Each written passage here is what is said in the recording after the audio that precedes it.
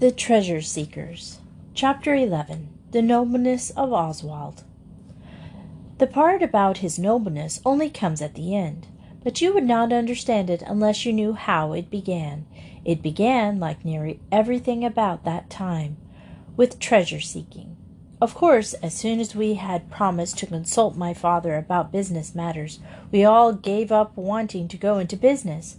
I don't know how it is, but having to consult about a thing with a grown-up people, even the bravest and the best, seems to make the thing not worth doing afterward. We don't mind Albert's uncle chipping in sometimes when the thing's going on, but we are glad he never asks us to promise to consult him about anything.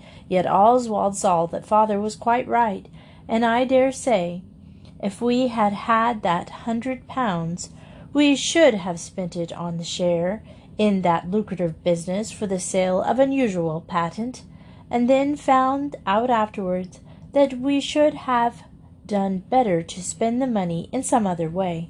My father says so, and he ought to know.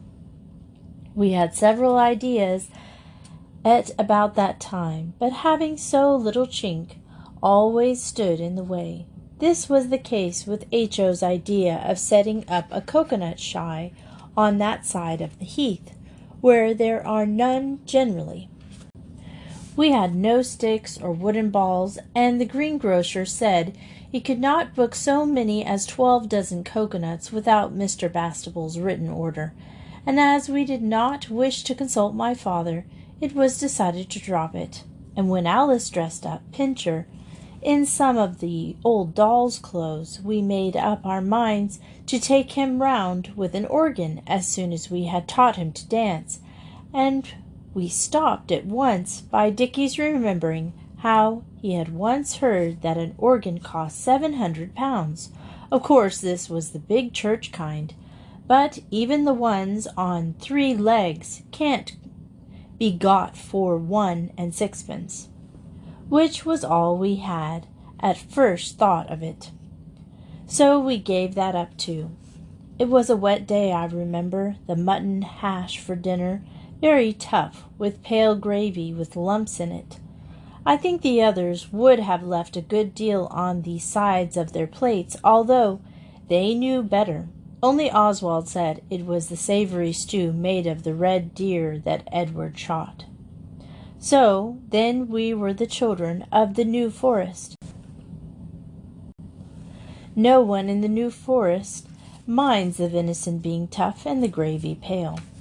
Then after dinner we let the girls have a doll's tea party on the condition they didn't expect us boys to wash up. And it was when we were drinking the last of the licorice water out of the little cups that Dicky said, "This." So we said, "What of?" Dicky answered us at once, though his mouth was full of bread with licorice stuck in it to look like cake. "You should not speak with your mouth full, even to your own relations, and you shouldn't wipe your mouth on the back of your hand, but on your handkerchief, if you have one." And Dicky did not do this. He said, "Why, you remember when we first began about treasure-seeking, I said I had thought of something, only I could not tell you because I hadn't finished thinking about it." We said yes. "Well, this licorice water." "Tea," said Alice softly. "Well, tea, then, made me think." He was going on to say what made him think, but Noel interrupted and cried out, "I say, let's finish off this old tea party and have a council of war." So we got out the flags and the wooden swords and the drums, and Oswald beat it while the girls washed up, till Eliza came up to say she had the jumping toothache, and the noise went through her like a knife. So of course Oswald left off at once. When you are polite to Oswald, he never refuses to grant your request. When we were all dressed up, we sat down round the campfire, and Dicky began again. "Everyone in the world wants money. Some people get it. The people who get it are the ones who see things. I have seen one thing."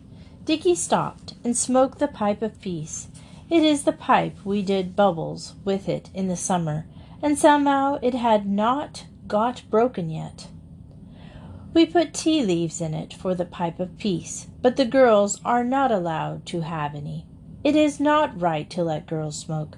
They get to think too much of themselves if you let them do everything the same as men." Oswald said, "Out with it." "I see that the glass bottle only costs a penny, H.O. If you dare to snigger, I'll send you round selling old bottles, and you shan't have any sweets except out of the money you'll get for them. And the same with you, Noel." Noel wasn't sniggering, and Alice, in a hurry, said, "It is only his thinking so much interest in what you are saying makes him look like that. Be quiet, H.O., and don't you make faces either. Do go on, Dickie dear." So Dickie went on. "There must be hundreds and millions of bottles of medicine sold every year, because all the different medicines say thousands of cures daily, and if you only take that as 2,000, which it must be at least, it mounts up, and people who sell them must make a great deal of money by them, because they are nearly always 2 and 9 pence the bottle, and 3 and 6 for the one nearly double the size. Now the bottles, as I was saying, don't cost anything like that." "It's the medicine costs the money," said Dora. "Look how expensive jubies are in the chemists, and peppermints too." "That's only because they're nice," Dickie explained. "Nasty things are not so dear. Look what a lot of brimstone you get for a penny, and the same with alum. You would not put the nice kinds of chemist things in our medicine." Then he went on to tell us that when we had invented our medicine, we would write and tell the editor about it, and would put it in the paper, and then people would send their 2 and 9 pence, and 3 and 6 for the bottle, nearly double the size, and then, when the medicine had cured them, they would write to the paper, and their letters would be printed, saying how they had been suffering for years and never thought to get about again. But thanks to the blessing of our ointment, Dora interrupted and said, "Not ointment, it's so messy." And Alice thought so too, and Dickie said he did not mean it. He was quite decided to let it be in bottles. So now it was all settled, and we did not see at that time that this would be a sort of going into business, but afterwards, when Albert's uncle showed us, we saw it, and we were sorry. We only had to invent the medicine.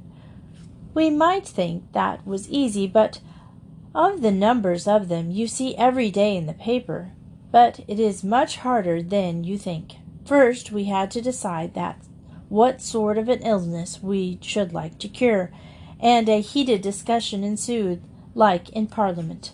Dora wanted it to be something to make the complexion of dazzling fairness, but we remembered how her face came all red and rough when we had used Rosebella soap that was advertised to make the darker complexion fair as the lily, and she agreed that perhaps it was better not. Noel wanted to make the medicine first and then find out what it would cure, but Dickie thought not, because there are so many more medicines than there are things the matter with us. So that was settled. Then we wrote a label to get onto the bottle. When it was written, it would not go on the vinegar bottle that what we had got.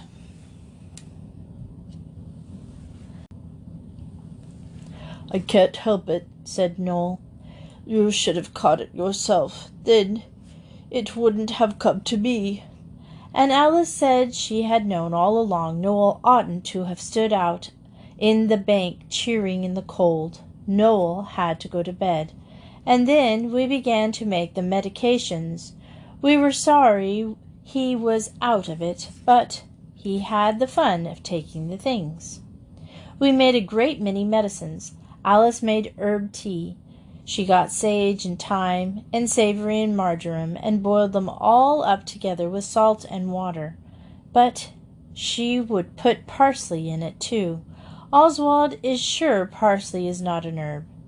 It is only put on the cold meat, and you are not supposed to eat it. It kills parrots to eat parsley, I believe. I expect it was the parsley that disagreed so with Noel. The medicine did not seem to do the cough any good. Oswald got a penny's worth of alum, because it is cheap, and some turpentine, which everyone knows is good for colds, and a little sugar, and an aniseed ball. These were mixed in a bottle with water, but Eliza threw it away and said it was nasty rubbish, and I hadn't any money to get more things with. Dora made him some gruel, and she said it did his chest good.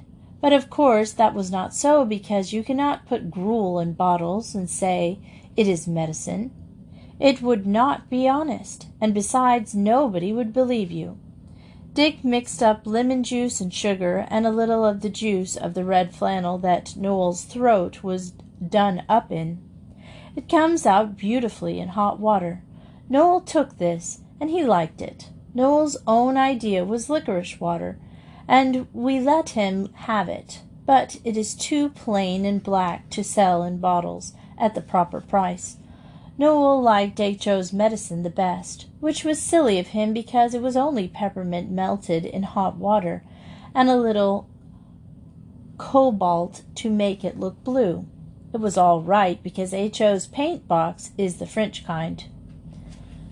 This means you may suck your brushes if you want to, or even your paints if you are a very little boy. It was rather jolly while Noel had that cold. He had a fire in his bedroom, which opens out of Dicky's and Oswald's, and the girls used to read aloud to Noel all day. They will not read aloud to you when you are well. Father was away at Liverpool on business, and Albert's uncle was at Hastings. We were rather glad of this, because we wished to give all the medicines a fair trial, and grown-ups are but too fond of interfering. His cold went on. It was bad in his head, but it was not one of the kind when he has to have poultices and can't sit up in bed. But when it had been in his head nearly a week, Oswald happened to tumble over Alice on the stairs. When we got up, she was crying. "Don't cry, silly," said Oswald. "You know I didn't hurt you."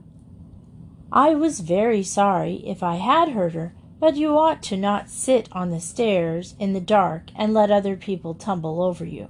You ought to remember how beastly it is for them if they do hurt you." "Oh, it's not that," said Alice. "Don't be a pig. I'm so miserable. Do be kind to me." So Oswald thumped her on the back and told her to shut up. "It's about Noel," she said. "I'm sure he's very ill, and playing about with medicine is all very well, but I know he's ill, and Eliza won't send for the doctor. She says it's only a cold, and I know the doctor's bills are awful. I heard Father telling Aunt Emily so in the summer. But he was ill, and perhaps he'll die or something." Then she began to cry again, Oswald thumping her again because he knows how a good brother ought to behave, and said, "Cheer up." If we had been in a book, Oswald would have embraced his little sister tenderly and mingled his tears with her. Then she began to cry again. Oswald thumped her again because he knew how a good brother ought to behave, and said, "Cheer up." If we had been in a book, Oswald would have embraced his little sister tenderly and mingled his tears with hers. Then Oswald said, "Why not write to Father?" And she cried more and said, "I've lost the paper with the address H.O. had it to draw on the back of, and I can't find it now. I've looked everywhere. I'll tell you what I'm going to do. No, I won't. But I'm going out. Don't tell the others. And I say, Oswald, do pretend I'm in if Eliza asks. Promise?" "Tell me where you're going and what you're doing," I said. But she said no, and there was no good reasoning why. So I said, I wouldn't promise if it came to that. Of course I meant to, all right, but it did seem mean of her not to tell me. So Alice went out by the side door while Eliza was setting tea, and she was a long time gone. She was not into tea. Then Eliza asked Oswald where she was. He said he did not know, but perhaps she was tidying her corner drawer.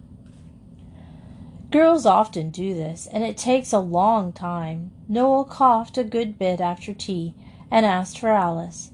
Oswald told him she was doing something, and it was a secret. Oswald did not tell any lies, even to save his sister. When Alice came back, she was very quiet, but she whispered to Oswald that it was all right. When it was rather late, Eliza said she was going out to post a letter. This always takes her an hour, because she will go to the post office across the heath instead of at the mailbox, because once a boy dropped flares in our mailbox and burnt the letters. It was not any of us. Eliza told us about it, and when there was a knock at the door a long time after, we thought it was Eliza come back, and that she had forgotten the back door key. We made H.O. go down to open the door because it is his place to run about. His legs are younger than ours. And we heard boots on the stairs besides H.O.'s, and we listened spellbound till the door opened, and it was Albert's uncle. He looked very tired. "I'm glad you've come," Oswald said. Alice began to thank Noel. Alice stopped me, and her face was very red. Her nose was shiny too, with having cried so much before tea. She said, "I only said I thought Noel ought to have the doctor. Don't you think he ought?" She got hold of Albert's uncle and held on to him. "Let's have a look at you, young man," said Albert's uncle, and he sat down on the edge of the bed. It is rather shaky bed, and the bar that keeps it steady underneath got broken when we were playing burglars last winter. It was our crowbar. He began to feel Noel's pulse and went on talking. It was revealed to the Arab physician as he made merry in his tent on the wild plains of Hastings that Presence had a cold in his head. So he immediately seated himself on the magic carpet and bade it bear him hither, only pausing in the flight to purchase a few sweetmeats at the bazaar. He pulled out a jolly lot of chocolate and some butterscotch and grapes for Noel. When we had all said thank you, he went on. The physicians are the words of wisdom. It's high time this child was asleep. I have spoken. Ye have my leave to depart. So we bunked, and Dora and Albert's uncle made Noel comfortable for the night. Then they came to the nursery, which we had gone down to, and he sat down in Guy Fawkes' chair and said, "Now then." Alice said, "You may tell them what I did. I dare say they'll all be in a wax, but I don't care." "I think you were very wise," said Albert's uncle, pulling her close to him to sit on his knee. "I'm very glad you telegraphed." So then Oswald understood that Alice's secret was, she had gone out and sent a telegram to Albert's uncle at Hastings, but Oswald thought she might have told him. Afterward she told me that she had put in the telegram. It was, "Come home. We have given Noel a cold, and I think we are killing him." With the address, it came to 10 halfpenny. Then Albert's uncle began to ask questions, and it all came out, how Dickie had tried to catch the cold, but the cold had gone to Noel instead, and about the medicine and all, and Albert's uncle looked very serious. "Look here," he said, "you're old enough not to play the fool like this. Health is the best thing you've got. You ought to know better than to risk it. You might have killed your little brother with your precious medicines. You've had a lucky escape, certainly, but poor Noel." "Oh, do you think he's going to die?" Alice asked that, and she was crying again. "No, no," said Albert's uncle. "But look here. Do you see how silly you've been? And I thought you promised your father. And then he gave us a long talking to. He can make you feel most awfully small. At last he stopped, and we said we were very sorry, and he said, "You know I promised to take you all to the pantomime." So we said yes, and knew but too well that now he wasn't going to. Then he went on, "Well, I will take you if you like, or I will take Noel to the sea for a week to cure his cold. Which is it to be?" Of course he knew we should say take Noel, and we did, but Dickie told me afterwards he thought it was hard on H.O.'s Albert's uncle stayed till Eliza came in, and then he said good night, in a way, and showed us that all was forgiven and forgotten, and we went to bed. It must have been the middle of the night when Oswald woke up suddenly, and there was Alice, with her teeth chattering, shaking him to wake him up. "Oh, Oswald," she said, "I'm so unhappy. Suppose I should die in the night." Oswald told her to go to bed and not gas. But she said, "I must tell you, I wish I'd told Albert's uncle. I'm a thief, and if I die tonight, I know where thieves go to." So Oswald saw it was no good, and he sat up in bed and said, "Go ahead." So Alice stood shivering and said, "I hadn't enough money for the telegram, so I took the bad 6 pence, and I paid for it with that 5 pence I had. And I wouldn't tell you because if you've stopped me doing it, I couldn't have borne it, and if you'd helped me, you'd have been a thief too. Oh, what shall I do?" Oswald thought a minute and then said, "You'd better have told me, but I think it will be all right if we pay it back. Go to bed. Cross with you?" "No, stupid. Only another time you'd better not keep secrets." So she kissed Oswald. He let her, and she went back to bed. The next day Albert's uncle took Noel away, before Oswald had time to persuade Alice that he ought to tell him about the 6 pence. Alice was very unhappy, but not so much as in the night. You can be very miserable in the night if you have done anything wrong and you happen to be awake. I know this for a fact. None of us had any money except Eliza, and she wouldn't give us any unless we said what it was for, and of course we could not do that, because the honor of the family, and Oswald was anxious to get the 6 pence to give to the telegraph people because he feared that they might come for Alice at any moment. I don't think I ever had such an unhappy day. Of course, we could have written to Albert's uncle, but it would have taken a long time, and every moment of delay added to Alice's danger. We thought and thought, but we couldn't think of any way to get that 6 pence. It seems a small sum, but, you see, Alice's liberty depended on it. It was quite late in the afternoon when I met Mrs. Leslie on the parade. She had a brown fur coat and a lot of yellow flowers in her hands. She stopped to speak to me and asked me how the poet was. I told her he had a cold, and I wondered whether she would lend me 6 pence if I asked her, but I could not make up my mind how to begin to say it. It is a hard thing to say, much harder than you would think. And she talked to me for a bit and then suddenly got into a cab and said, "I'd no idea it was so late," and told the man where to go. And just as she started, she shoved the yellow flowers through the window and said, "For the sick poet with my love," and was driven off. Gentle reader, I do not conceal from you what Oswald did. He knew all about not disgracing the family, and he did not like doing what I am going to say, and they were really Noel's flowers, only he could not have sent them to Hastings, and Oswald knew he would say yes if Oswald asked him. Oswald sacrificed his family pride because of his little sister's danger. I do not say he was a noble boy. I just tell you what he did, and you can decide for yourself about his nobleness. He put on his oldest clothes. You're much older than any you would think he had if you saw him when he was tidy.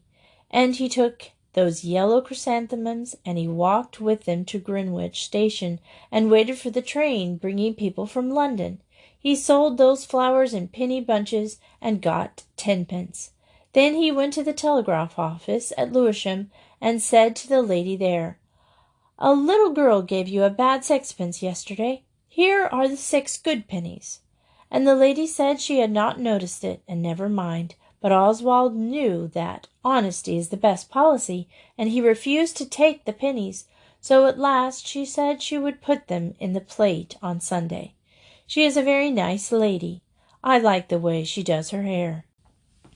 Then Oswald went home to Alice and told her, and she hugged him and said he was a dear, good, kind boy, and he said, "Oh, it's all right," and he bought peppermint bullseyes with the 4 pence I had over. And the others wanted to know where we got the money, but we would not tell them. Only afterwards, when Noel came home, we told him, because they were his flowers, and he said it was quite right. He made some poetry about it. I only remember one bit of it.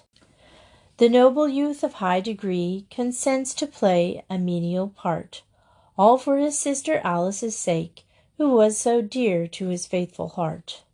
But Oswald himself was never bragged about it. He got no treasure out of this, unless you count the peppermint bullseyes.